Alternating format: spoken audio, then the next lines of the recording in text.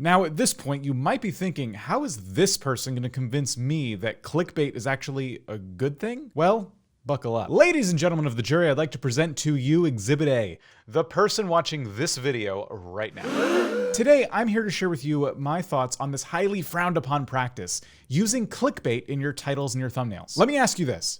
Have you ever made a video and thought to yourself, crap, what am I going to title this video?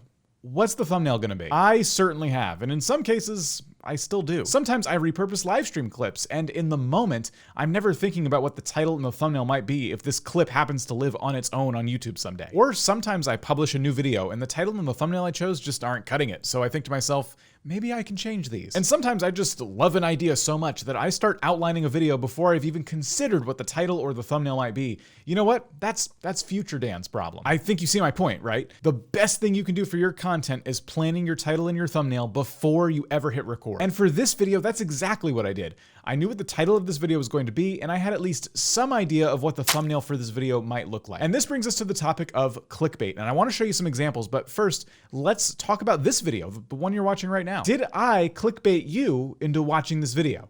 Well, you already might have really strong opinions about that one way or the other, but let me give you my take on what clickbait actually is. If this video about clickbait being a good thing was instead focused on the pros and cons of puppies versus kittens, then yeah, I think it's fair to say that I clickbaited you into watching my thoughts on puppies versus kittens. The answer's kittens, by the way, obviously. But in this video, we are talking about clickbait being a good thing. So because I'm delivering on that promise of the title and the thumbnail, no, in my opinion, this video is not clickbait. Unless, what if I told you that I don't, in reality, actually believe the statement, clickbait is a good thing?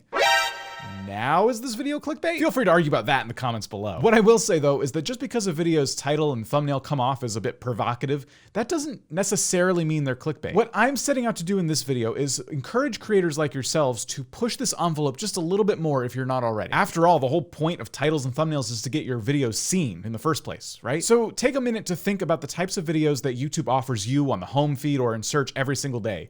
What aspects of those videos actually win your click at the end of the day? Really look at your home feed and think about this. Logan Paul has a number of examples here, and let's take a look at some of the videos about Pokemon cards he's recently done. I spent $150,000 on this Pokemon card. I spent $2 million on Pokemon cards. And more recently, I lost $3.5 million on fake Pokemon cards. In each one of these examples, you're looking at a video that has a dead simple title, a dead simple thumbnail, but the thing that really wins the click is the sheer amount of money, that shock value that's being spent on these cards. Now, obviously, most people out there don't have millions of dollars laying around to spend on Pokemon cards, but that's kind of the point.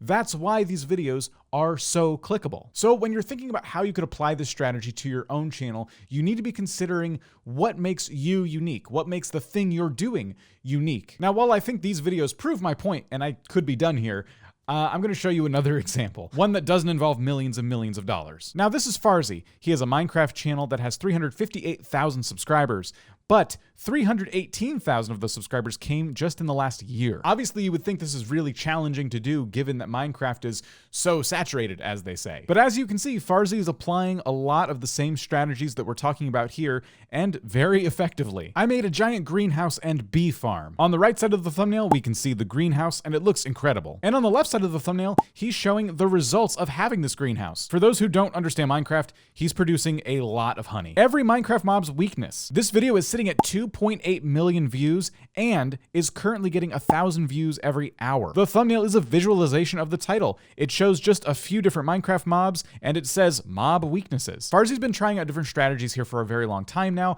and he's found the perfect formula, the videos that resonate with his audience, and also videos like mob weaknesses that bring in tons and tons of new viewers too. So in showing you these examples, don't forget that this is going to take some practice, some time, and some effort on your part. For this last example, we're going to take a look at Mr. Beast's channel, because we can't talk about titles and thumbnails without talking about Mr. Beast. First, to rob a bank wins $100,000. Let's try something with this thumbnail a little bit different. I've gone ahead and stolen Mr. Beast's thumbnail and applied it to one of our vidIQ videos that hasn't been released yet. Using our thumbnail preview tool, I've typed in the search term rob a bank, and I'm going to hit preview and search results. Now, ignoring the title and just looking at the thumbnail, you can see it amongst all the other thumbnails that would rank for the search term rob a bank. I'm going to set it to home screen, and now I'm presented with 6 totally different videos as if I was looking at the YouTube home feed. As I suspected, Mr. Beast's thumbnail is really standing out here. But why is that? why is his thumbnail so much more clickable than any of the other thumbnails on the screen right now? For one thing, it helps that the title of the video isn't even needed, and you can already tell what it's about if you look carefully. A person is hanging from a rope.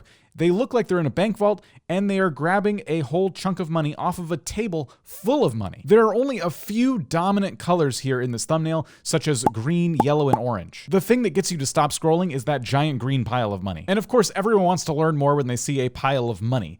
But the cool thing about this thumbnail is that your eye travels from the money to the other parts of the thumbnail that tell a story. This person is broken into a bank vault, and you can tell because of the vault door and the red light in the corner. They're taking something that's clearly not theirs. And if you've spent that amount of time just looking at the thumbnail and getting the story in your brain, you're probably going to look at the title for that last bit of convincing that you need to click on the video, which is the first to rob a bank wins $100,000. We know it's about robbing a bank, but what we didn't know until we read the title was that someone's going to win $100,000. This means you're gearing up to watch a fun competition with some real stakes involved. And for me, an 8-minute video is just not that big of a commitment to see what this is all about. The last point I want to make about this video is that while you're watching, you realize that this is not a real bank, that is not a real bank vault. That's clearly a set that was built for the purposes of this video. And now one could argue that this video is clickbait because people aren't robbing a real bank. And that, my friends, is the part where I would argue it doesn't even matter. The title didn't say first person to rob a real bank wins $100,000. That's a bank vault because Mr. Beast says it's a bank vault. His friends are robbing it because he says they're robbing it. He's certainly not opening the door and giving them the money. And these are the thoughts that you should be running through your own head when you're publishing your own video with a new title and a thumbnail,